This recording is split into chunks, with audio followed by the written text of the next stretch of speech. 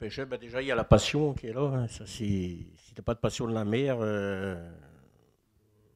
passion et le courage, et la volonté, hein.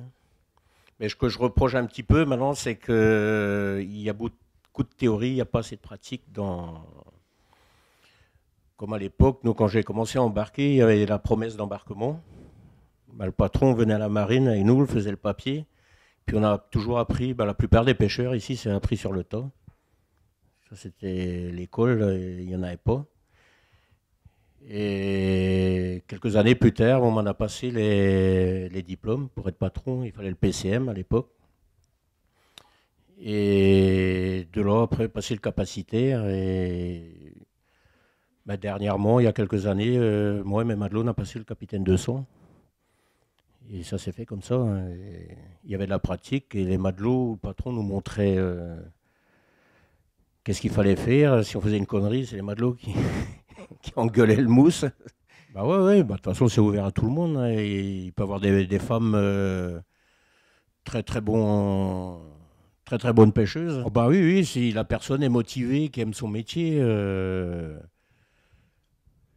puis bon, on gagne sa croûte à la pêche, hein. C'est pour ça qu'il y a maintenant bon, sur certains bateaux, tout le monde ne l'applique pas, tu as un salaire minimum.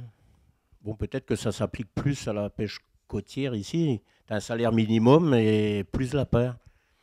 Mais c'est vrai que il y a des époques, tu aurais dit à un matelot, on te donne le fixe, jamais il n'aurait accepté parce que le bateau, il gagnait de l'argent et ben, il préférait la paire que le fixe.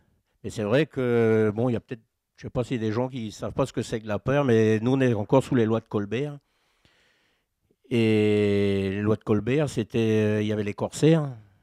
Et quand ils attaquaient un bateau, il envoyait à Paimpol, bah, quand on lit tout ce qui s'est passé dans le secteur, il envoyait à Paimpol le bateau, et il y avait le tribunal de commerce de l'époque, et le bateau était vendu, et tout ce qu'il y avait dedans. Et bah, les matelots de l'époque, ils avaient la paire de la vente du bateau. Et nous, depuis, eh ben, c'est resté comme ça.